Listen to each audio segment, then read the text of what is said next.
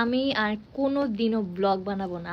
Hey guys, welcome to my channel. প্রত্যেকবার মতো চলে আসলাম নতুন একটা স্টান্ট টিউটোরিয়াল ভিডিও নিয়ে। হ্যালো গাইস, কেমন আছেন সবাই? আশা করি সবাই অনেক অনেক ভালো আছেন। আজকের এই ভিডিওটা একটু আলাদা, কারণ আজকে আমরা জানবো এমন কিছু মানুষের গল্প যাদের আমরা এখন ফেসবুক, ইউটিউব এবং ব্লগের মাধ্যমে চিনি। গাইস দেখো, এখন আমি পাহাড়ের উপর দিয়ে বাগি চালায় নামতাছি।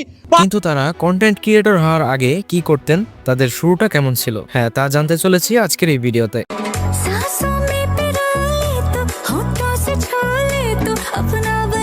এই ভিডিওটা শেষ পর্যন্ত দেখলে আপনারা তাদের সকল বিষয়ে সবকিছু জানতে পারবেন, কারণ শেষ পর্যন্ত আমরা মূল নায়ক রাকিব হোসেনকে নিয়ে এমন একটি বিশেষ মেসেজ দিব যা দেখার পর আপনি অবাক হতে বাধ্য। তো চলুন ভিডিওটিতে একটা লাইক দিয়ে শুরু করা যাক।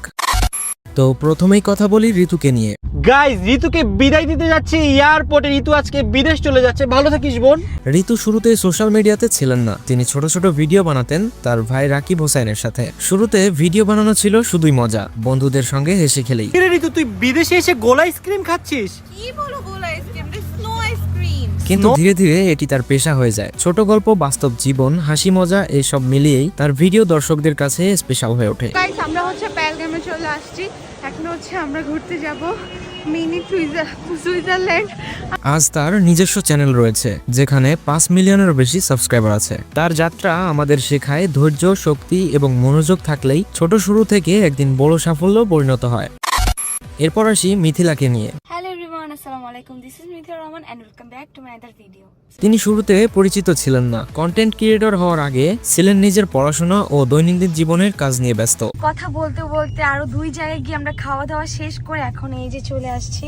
ক্যামেরার সামনে নিজেকে প্রকাশ করার আত্মবিশ্বাস ধীরে ধীরে তৈরি হয়। তার ভিডিওগুলোতে মানুষ পেয়েছে একজন বাস্তব মানুষকে। আমার দিলের ভিডিও লিখে দিব যায় না পে প্যার নালে হাই হাই প্যার নালে, যিনি নিজেদের মতো জীবনযাপন করে। এভাবেই তিনি ধীরে ধীরে দর্শকদের কাছে পরিচিত হয়ে ওঠেন। এখন তার ভিডিও দর্শকরা খুব মনোযোগ দিয়ে দেখেন, কারণ সে সবার মনে জায়গা করে নিয়েছেন তার ভ্লগ ভিডিও দিয়ে। তার ভিডিওতে হাসি, বাস্তব জীবন এবং ছোট ছোট গল্প সব মিলিয়েই দর্শকরা আকৃষ্ট হন। সো এনিওয়ে গাইস, এরপর আমাদের লিস্টে রয়েছে Nusrat Jahan Antara. Vai explodir no paredão. Olha que menina louca, olha que mulher agressiva, olha que menina louca, olha. তিনি শুরুতে সোশ্যাল মিডিয়াতে ছিলেন, কিন্তু ভ্লগ ভিডিও বানাতেন না। প্রথমে নাটক ও মিউজিক ভিডিওতে অভিনয় করতেন। ওরে প্রথম দেখার কালে তারে লেগেছিল ভালো, মুচকি হাসি দিয়া সে। কিন্তু রাকিব হোসেনের সাথে বিয়ের পর তিনি ভ্লগিং এবং ইউটিউব ভিডিওতে শিফট হন।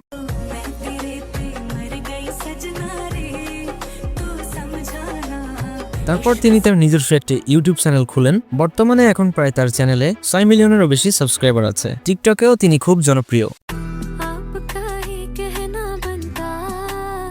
তার যাত্রা আমাদের শেখায় সঠিক সময়ে নতুন চ্যালেঞ্জ নিলে এবং কঠোর পরিশ্রম করলে সফল হওয়া সম্ভব।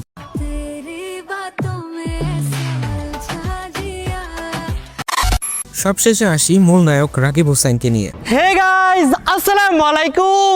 Myself Rakib Hossain and welcome to my another blog. আজ আমরা তাকে একজন সফল ব্লগার, কন্টেন্ট ক্রিয়েটর হিসেবে চিনি। গাইস দেখো, আমি কি পেয়ে গেছি, আমার ছোটবেলার প্রিয় কার্টুন মিকি মাউস। ওয়াও! কিন্তু শুরুর দিকে তার জীবন একদমই সাধারণ ছিল। কন্টেন্ট ক্রিয়েটর হওয়ার আগে পড়াশোনা ও পরিবারের ছোট ছোট কাজ নিয়ে ব্যস্ত ছিলেন তিনি।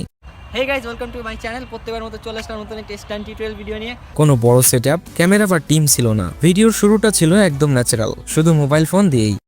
হে গাইস, আসসালামু আলাইকুম। সো গাইস, এইটা হচ্ছে ঋতুর একেবারে নতুন চ্যানেল। এই চ্যানেলের জন্য ও একটা ব্লগ অলরেডি করে ফেলেছে। আমরা শুরুতে তিনি সাইকেল স্ট্যান্ড ভিডিও বানাতেন। অনেক সময় ভিউ কম, অনেক সময় সমালোচনা এসেছে, কিন্তু তিনি থেমে যাননি। ধীরে ধীরে মানুষ তার বাস্তবতা এবং সাধারণ জীবনের গল্পের সাথেই কানেক্ট করতে শুরু করে। গাইজ, আমি এখন চলে আসছি চায়নার স্কাই ব্রিজে।